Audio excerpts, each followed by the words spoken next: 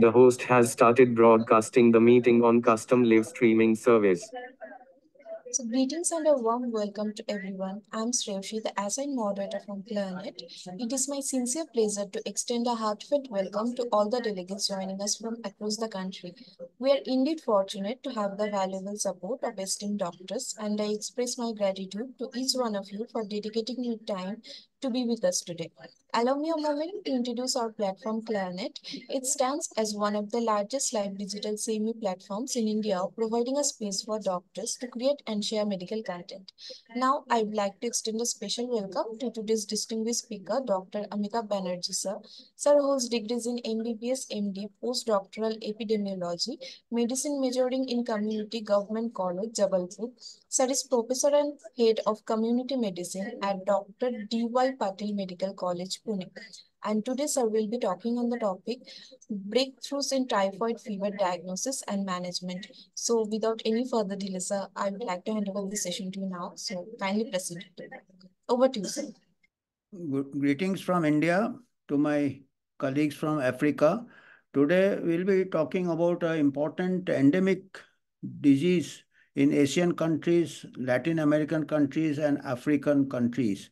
That is typhoid or enteric fever. And basically, we will be stressing on the diagnosis and management. But before that, we have to give a brief introduction about the epidemiology also. Just a minute, I'll just get this. I'm not able to change my slides. I'll just take just a minute. I'll just get this. I, Yes, so now it's changing. yeah. So the main year would be the uh, again it has gone up.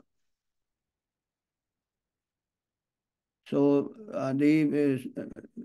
the features, the scope would be basically I will be giving an overview of the epidemiology, the main causative factors, the diagnosis challenges, the treatment challenges, and prevention and control.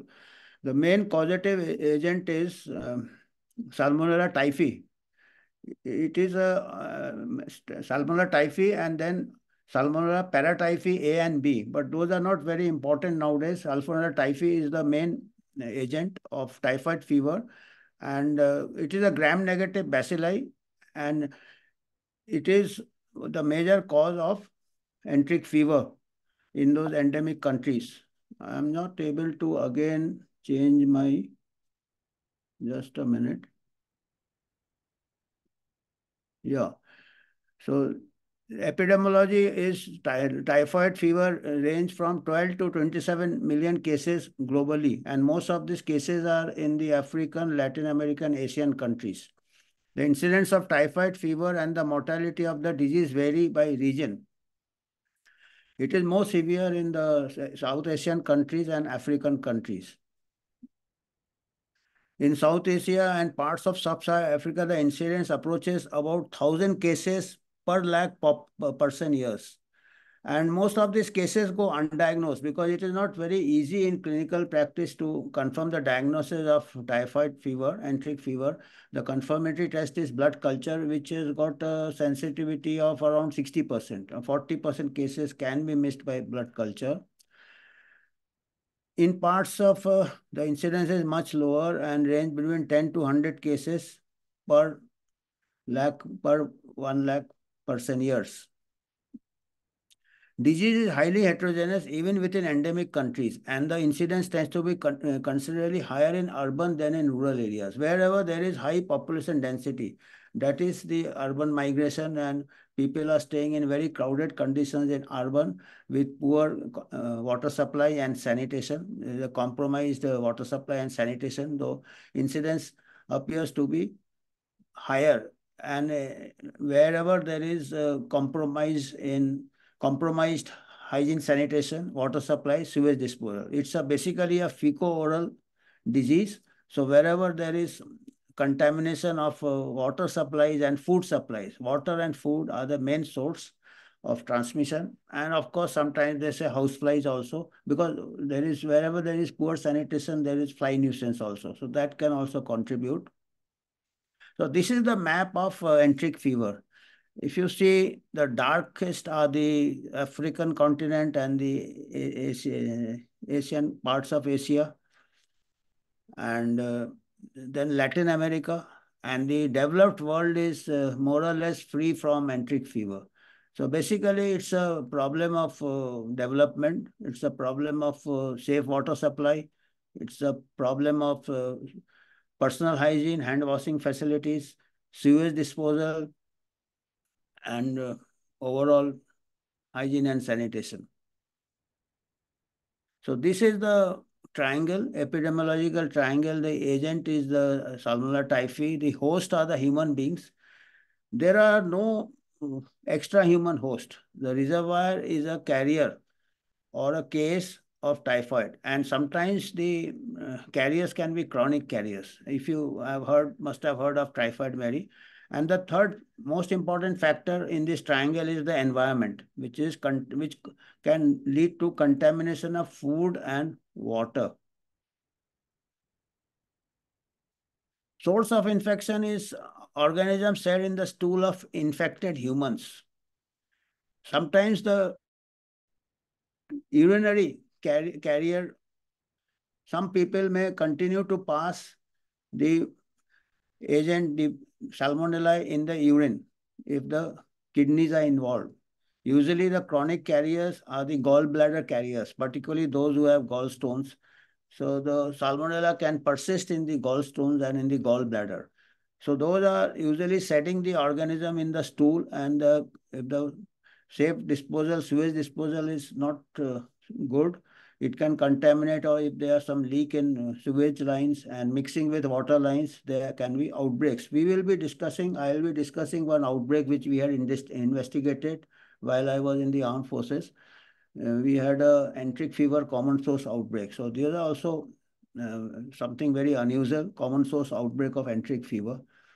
Then chronic carriers are also present where enteric fever occurs sporadically. The chronic carriers may harbor, and they may be silent carriers, and they may go undetected. And the cases also, new cases may also get undetected. Mode of transmission is most common is ingestion of fecally contaminated water or food. Salmonella typhi may persist for weeks after passage in water and may persist in contaminated food items. Iced beverages. Salmonella has a special survival in ice and even ice cream. So these can be agents of, if they are not properly manufactured, ice cream, ice drinks, or even ice. People in tropical countries, they use ice for cooling of water or beverages. So this ice has to be from distilled water, and ice cream and all should be from proper pasteurization, or they can harbor typhoid. Person-to-person transmission also can occur. Initial transmission outbreaks, common source we will see, can be waterborne or foodborne, but then there may be poor personal hygiene. The food handlers, particularly the food handlers, therefore hand washing is very important with soap and water. Otherwise, these chronic carriers can keep on transmitting with their hands, they can contaminate the food and transmit from person to person. So what is the pathogenesis? After the ingestion of the bacilli, salmonella, it goes to the intestinal epithelium, and it is picked up by macrophages, and it is disseminated to the lymphatic system. So the lymphatic systems all over the body can be affected. And if you know, in the intestine, there are the Peyer's patches which gets affected. Then the lymph nodes, then it can go to the bone marrow, spleen. That's why there may be enlargement of the spleen, soft spleen. Unlike malaria, the spleen is firm. Here there may be soft spleen, which may be missed also, and lymph nodes. And it may also enter the hepatobiliary system and may establish carriage in gallbladder and even in gallstones. Disseminated infection may be there. It may go to other parts and cause complications. It can cause encephalopathy, meningitis, it can cause bronchitis, those are the rare complications. It can cause osteomyelitis also. And it can be either the body overcomes it, or it is recovery is facilitated much by the administration of antibiotics. Before the antibiotic era, the mortality was almost 10%, 10 to 20%. 90% used to survive, 10% was high mortality. And with nowadays the challenge of antibiotic resistance. So even with treatment, mortality may range from 1 to 3% because of antibiotic resistance. So that is a challenge now, because what happens now, most of the, as I said, the symptoms of fever, which may be non-specific, and the practitioner may start antibiotic, may be undiagnosed. Actual course of antibiotics for typhoid is 14 days. A person may not take the medicine for 14 days, may discontinue, and that may give rise to resistant strain. That is a challenge. Clinical features, traditionally, the typhoid had a very specific clinical features before the pre-antibiotic era, and which was clinically also very, very diagnostic. Like fever was there, and with fever, what was peculiar of fever in typhoid enteric fever was relative bradycardia. Like for every degree rise in temperature, the pulse rate rises by 20 per minute. But here the fever may be 101 degrees and the pulse may be 80. In other fevers, the pulse also crosses 100. So this was the relative bradycardia. Even now you may see sometimes. Another peculiar characteristic of fever was a stepladder pattern of fever. Like there are different types of fever. Fever may be continuous, that is called continuous, or it may be intermittent like malaria. Every third day it is coming. In typhoid, it used to be that fever will be at particular level for 2 3 days, then it will rise and then remain for 2 3 days, and at level again rise and again. Just like if climbing a staircase, you come to a landing, stay there for some time, then go up. So this was known as staircase pattern of fever. That used to be in typhoid. Of course, nowadays you may not see because you may start antibiotics and other things, but these were the. Then there may be relative bradycardia, headache, myalgia, chills, cough, and arthralgia. These are very non-specific, but they are prolonged fever. So in any country, basically how you have to suspect the diagnosis. Then you send the for blood culture. That is, other tests are there like Vidal and other things, but Vidal is not very specific. That depends on IgM and IgG. But what is specific, confirmatory is blood culture. And many times, if the lab is not well equipped, the media is not very, media is old, you may misculture the organism. And other tests are there. But if you are in a country, in a place, in a region where it is endemic, like Asian patients are or travel to these endemic countries, you have to suspect typhoid. Then sometimes there may be rashes also, rose spots on the abdomen. But people like nowadays where it is endemic, like African countries, India, Asian countries, Latin American countries, so it may not be very evident. The rashes used to be more evident in people with fair skin. Then abdominal symptoms, anorexia, loss of appetite, abdominal pain, there may be distension and diarrhea or constipation. So there may be some, because intestine is affected, Peyer's patch, there may be irritation. Initially, there may be diarrhea. Then there may be constipation because of the atony of the intestine. Then physical findings may be coated tongue, abdominal tenderness, hepatomegaly because liver and splenomegaly, as I said, the spleen will be soft. Rash may be there, and generalized adenopathy because it goes to the lymphatic system. So lymph nodes may be enlarged. Then GIT, hemorrhage, these are the complications. Hemorrhage may be there, perforation may be there. Peyer's patch and perforation of the intestine, peritonitis, jaundice, hepatitis, cholecystitis, neurologic, encephalopathy. There may be coma vigil they used to call. The patient may be appear to be awake, but person may be in coma. That was peculiar of typhoid, known as coma vigil. Then that is a very bad prognosis, and severe encephalopathy, meningitis, seizures. As I said, Mortality untreated is 10%. So those unlucky cases untreated. Treated is also high because of drug resistance, 1 to 3%. Then respiratory complications are bronchitis, dry cough, pneumonia, empyema. Then cardiovascular myocarditis, endocarditis, hematologic anemia, and disseminated intravascular coagulation.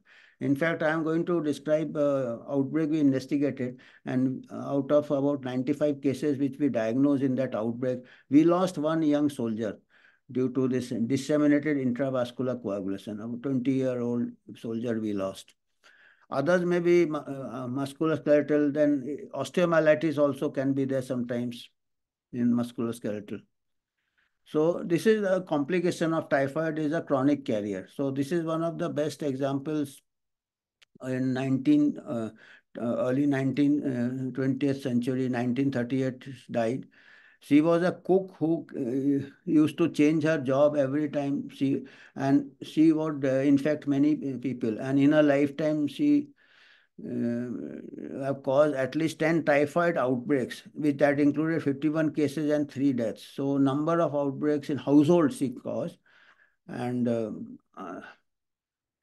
so the diagnosis and treatment is the main thrust today.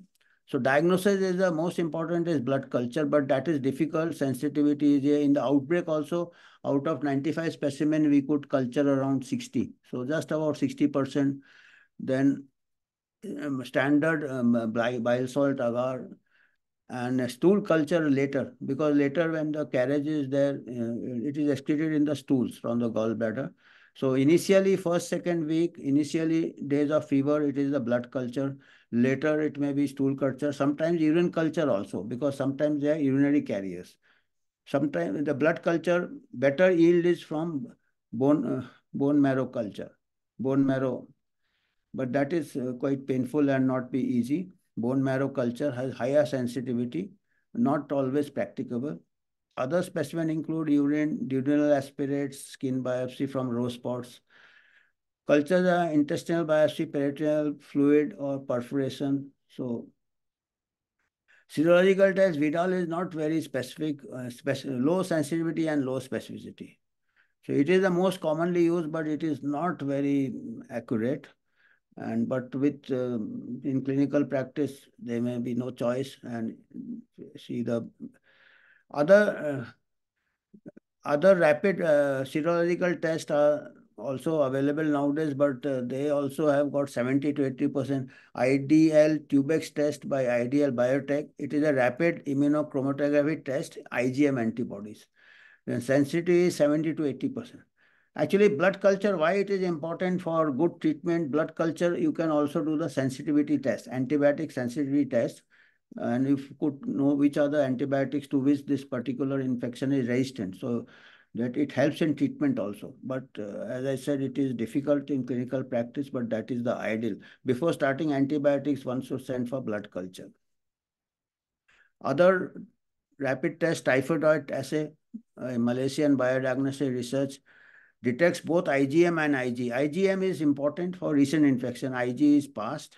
And then molecular approaches are also there, molecular diagnosis approaches, but based on nucleic acid detection, which have got limited success. So they are work in progress. We may have better tests in future, but as on today, blood culture is most definitive and it can give you the benefit of doing the antibiotic sensitivity test. Management is antibiotics. The first antibiotics which were used in 1948, it started with chlorphenicol and it was very effective, amoxicillin, ampicillin. Rare side effect of chlorphenicol is aplasia, bone marrow depression, but that was very effective. Then subsequently resistance developed. Then fluoroquinolones like ofloxacin, ciprofloxacin, gatifloxacin. Now resistance is also there now. So you have to see because there's a resistance patterns keep on. You may sometimes the old drug may benefit because not used for some time. The organism may be sensitive to earlier drugs. So you have to test for sensitivity. Then third generation cephalosporins, ceftriaxone, cefixime, and aztreonam. Then macrolides are azithromycin, alternative to fluoroquinolones. And eradication of carrier stage, you require amoxicillin, ciprofloxacin. Sometimes rifampicin also is effective in carrier stage. So you have to try out the sensitivity test in a particular case and in a particular outbreak. So these are the history of the antibiotic. Actually, I don't know if you can see ampicillin and chloramphenicol. We started in 1940s, 60s. Then trimethoprim and sulfadoxine also helpful. Septron and trimethoprim and sulfa drugs. Sometimes they are also effective. And then subsequent resistance patterns. Then chloramphenicol was a very effective drug. Then fluoroquinolones, and then so now we have the third generation cephalosporins. Adjunct therapy, sometimes in severe cases, you may have to give steroids, supportive care, rehydration, nutritional management, mobilization. And if there is a perforation, you may require surgical intervention. This prevention is having safe and clean water. This is important. Actually, what happens what happens whenever I go to take a class on fecal disease, I carry this. I ask the class how many are carrying. Almost 90% take this type of filtered water bottles. And I say this is the failure of public health because the public water supplies, the tap water supplies are supposed to be treated with chlorination, filtration. The moment you are taking this means there is neglect of the hygiene sanitation. So this is a sign of failure of public health. So I say ki because you may, this solves the problem partially only. You may be taking this safe water, but your food is cooked from tap water. You go to any restaurant. If the public water supplies are not chlorinated, not treated well, you are vulnerable. So this is just a commercial interest. So this is now everywhere. I suppose in everywhere, even in rural areas, people are buying this packaged water. So the long-term safety and eradication, elimination is public water supply should be of high standard. Then adequate sanitation, sewage disposal. There are old pipelines, there is cross-contamination of sewage and pipes. I will just illustrate one outbreak we had investigated just before I left the armed forces, long years back, about 2 decades back, but the same conditions still exist because still there are outbreaks. Appropriate facility waste disposal, sewage treatment, proper hand washing. This is also very important, particularly of food handlers. The proper hand washing, nail cutting, because the avoidance of raw and uncooked foods. So this is then vaccine. Vaccine is a prevention, specific prevention, and like in the armed forces, we used to have the TAB vaccine, which had the typhoid and paratyphoid A and B when I joined the armed forces. And it used to cause quite some reaction, some fever. So we used to give to all the troops on Saturday, so Sunday they could rest.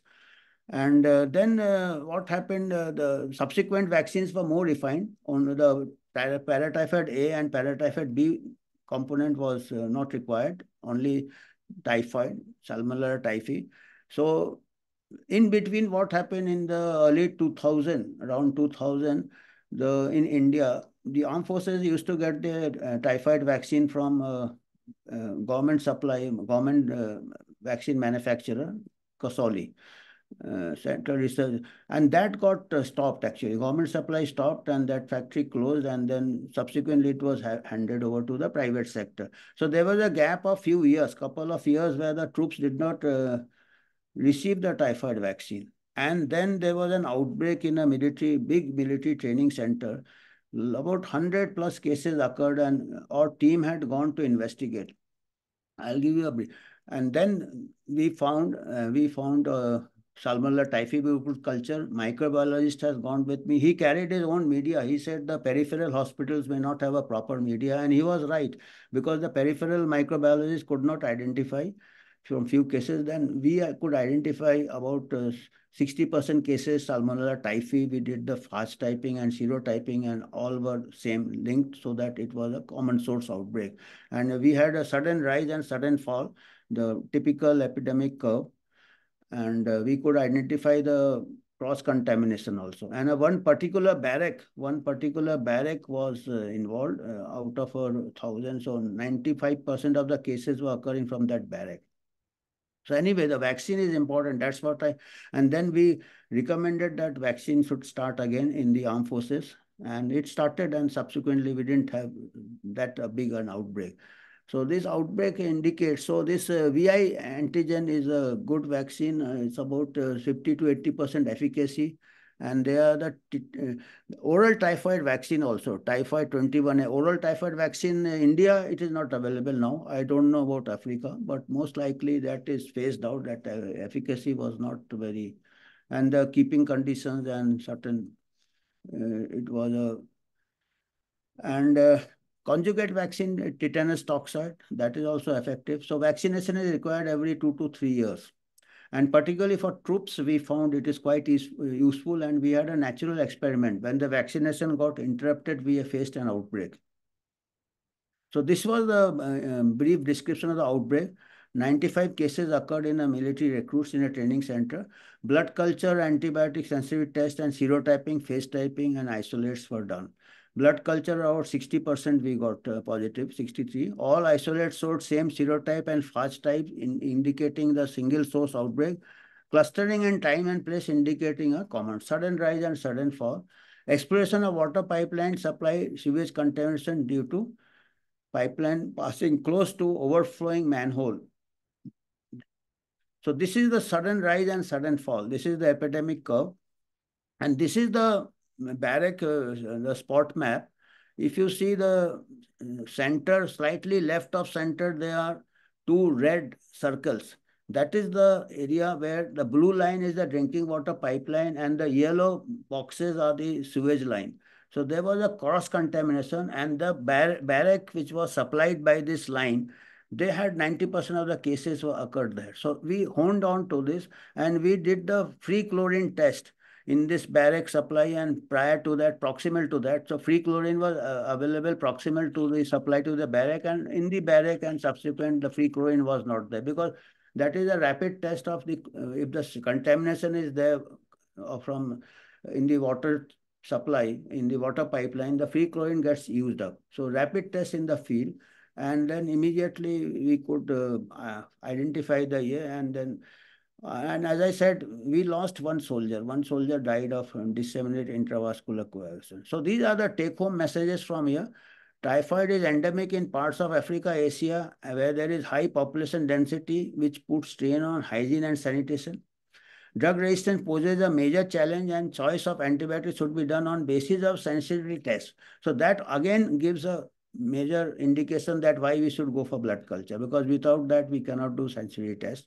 And 14 days we have to give antibiotic. There is an effective vaccine which can reduce the incidence till that time. Hygiene and sanitation improves. Outbreaks in close communities like military barracks and places of community living, if investigated properly, indicate the endemicity of typhoid. Otherwise, it is very difficult to identify sporadic cases, because people may take contaminated food or water and they may disperse. So they may take antibiotic, they may be given some treatment for fever. So those, but when the troops are staying together, or the hostels are there, or college or school, so when there is a people are staying, they eat and stay together, outbreaks are easy to diagnose. I think that's all. These are some of the references. Most of the information I have taken from the very standard Mandel, Douglas, Bennett's principles and practice of infectious disease. Then this is the outbreak. This is published, as I discussed, in the military unit. This Banerjee, Kalgatki, epidemiological investigation outbreak of investigation published in Medical Journal Armed Forces India. That is quite 2007. Then these are the latest systematic reviews and meta-analysis on the global typhoid burden. So this is quite recent, I suppose, 2019, 2020. And there's another one on typhoid and paratyphoid collaborators, the global burden of typhoid and paratyphoid, systematic analysis.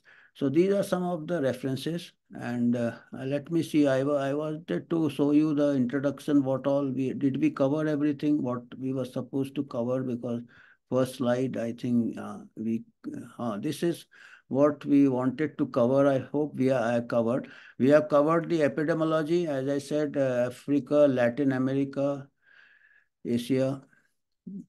Then pathogenesis, Peyer's patches, lymphatic, clinical features we have, and diagnosis management and prevention and control. I think good. We have covered most of the things. So I think we can stop the slide so I can take a few questions if there are any. Yes, sir. Thank you, sir. Thank you so much for the comprehensive talk. It was really, really informative. And yes, sir, we have received few questions. So, with all your permission, I'm sharing my screen to show you the questions. Yeah, please. Thank you, sir. It's visible to you? Yeah, yeah. What are the impact of climate change on? Yeah, this is a very interesting question because we without climate change also we are having the enteric fever in the countries where hygiene sanitation is poor. So more than the climate change, I would say that we should not attribute everything to climate change. I mean, there is no reason why I mean, how much climate change? I mean, to some extent you can, because the temperature, I mean, in hot weather, what happens? There is scarcity of water. So if there is scarcity of water, the hygiene, sanitation, particularly hand washing and other things may get compromised. Bathing, hand washing, washing of vegetables, food. So indirectly there may be water shortage if there is climate change. But otherwise, I don't think there is much in the, if we can ensure good water supply, but climate change has got other collateral setbacks like water, there may be lack of adequate water, and so that way. Cost effective consideration for implementing new diagnosis and treatment strategies for typhoid fever. Yes, we do require cost-effective at the point of care diagnostics, which is a challenge now. As I said, even when we investigated an outbreak in the military setting, also in the military hospital, the proper diagnosis in 40%, 30%, we could not confirm it. 60% only we could identify blood culture. So as on today, we have got, as I said, the typhoid out and rapid test, but that is, we cannot get the sensitivity test, which antibiotic, because antibiotic resistance is a challenge. So these we do require. Unfortunately, not much work is being done on typhoid because it is not affecting the developed countries. So it is almost becoming a neglected tropical disease.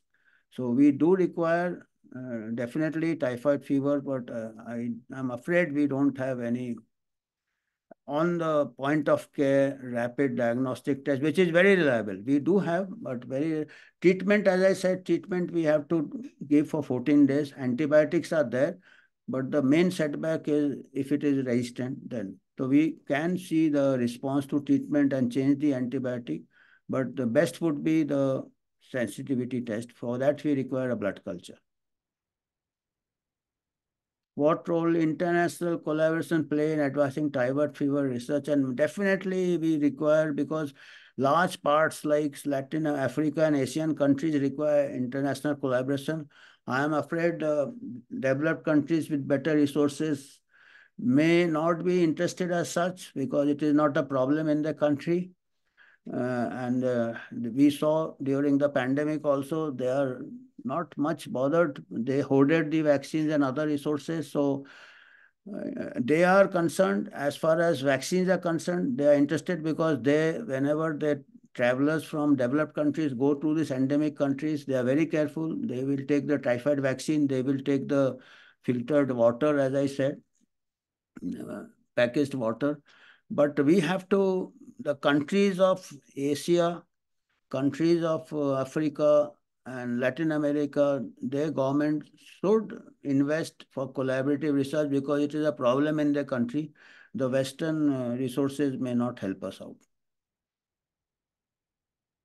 How can real-time data collection? Yes, definitely, definitely. Like we should take this as an example of what can be done. During COVID, we were getting real-time data every 24 hours. number of cases, number of deaths. Why we do not have it for this typhoid, which is a bigger problem if you see. If you see the data, as I said, the mortality of typhoid is untreated is 10%. And many remote areas, patients may be dying undiagnosed, untreated. And even in treated cases, the mortality ranges from 1 to 3%. Even in treated because of drug resistance, 1 to 3% typhoid, young people also get it, 1 to 3% mortality after treatment. Whereas COVID, the mortality was less than 0.05% infection fatality rate. So definitely we require data. Unfortunately, it is lacking analysis, data collection analysis. We have to develop firstly, the public health infrastructures are lacking in most of these countries.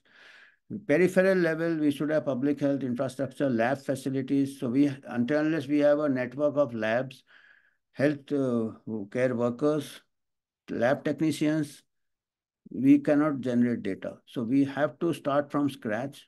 We have to start from the development of public health infrastructure. Yeah, it's a very good question. But to collect the data, we cannot have just computer models like we have. We should have real-time data and real-time. And as I said, these outbreaks indicate the time to time, if outbreaks occur that indicate the typhoid fever, enteric fever is endemic in a particular region. Thank you. Thank you, sir. Thank you so much for answering all the queries of the doctors. And I would also like to thank all the participating doctors also for your continuous participation. And I would like to request to all to follow us on Facebook, Twitter, LinkedIn, and Instagram for more medical updates. Thank you once again, sir, for your valuable time. And Thank you. It was a pleasure. thank you, sir. Lastly, sir, we would like to hear concluding remarks from you for our African community. Thank you. Thank you, Shrey. See, thank you. I thank my African colleagues, and I'm sure they also have experience, first-hand experience, and I look forward to countries, the continents like Africa, Asia, to collaborate, as somebody asked, that it really requires collaborative research. Regarding most important challenge is the diagnostics. Because if we delay the diagnostics, we delay the treatment. And we delay the treatment, incomplete treatment, there is drug resistance which is increasing. So definitely for that, we require research on early diagnostics. Thank you so much. Thank you so much, sir. The host has stopped broadcasting the meeting on custom live streaming So, service. we have received a case-based query from a participating doctor. So, if you allow me, I can share my screen. Yeah, yeah. Thank you so much. A 28-year female resident, rural area, persistent fever for 8 days, symptoms, high grade temperature, heart rate 110. Yeah, blood pressure is low, abdomen, mild tenderness, right lower quadrant, hepatomegaly present, lab test is complete blood count, CVC, mild leukopenia. Leukopenia is one of the sign of enteric fever and viral fever also. Liver function test is elevated transaminase. Blood culture is pending. Vidal positive for Salmonella typhi, ONH antigen. So once we have sent for blood culture, we can start presumptively, we can start the treatment with antibiotics, whichever is the cephalosporins or fluoroquinolones. And at the same time, particularly in countries like Asia, Africa, we should also send a blood for malaria parasite also, because sometimes they can coexist. What follow-up care recommended after acute management typhoid fever? Acute follow-up is good nutrition and rehabilitation required. And of course, we expect that the treatment has been successful. There has been no complications. What should be monitored in a patient with typhoid fever, and how would you address them? As I said, major complications are encephalitis, meningitis. If the patient is clinically all right, so that patient is okay as far as that is concerned, or any symptoms of bronchitis. If there is no, and what is the main we should be concerned as far as public health is concerned is the whether the stool culture should be continued till the stools are negative. Because if stool cultures after the treatment is completed, stool culture is positive for after 4 weeks, 6 weeks, that means the person is going into a chronic carrier stage. So that is also one of the complications which is important from public health point of view. Other acute complications, there will be symptoms like if there is osteomyelitis, some bone involvement, pain in the joint muscles, or bronchitis and encephalopathy, myocarditis, heart ECG can be done if you suspect any myocarditis. But if the patient has recovered fully, the only complication which we should by lab test is by carrier state, that stool culture, and till stool is clear of salmonella. If it is positive, we have to give amoxicillin or rifampicin, or in some cases, we may even have to remove the gallbladder. Thank you so much, sir, for discussing the case very well and for answering all the queries of the doctors. So, with all your permission, sir, we are closing the session over here for today, and we hope to have you again on our platform very soon. Thank you so much, sir. Thank you. It's a pleasure. Thank you. Thank you. Good night. Good night.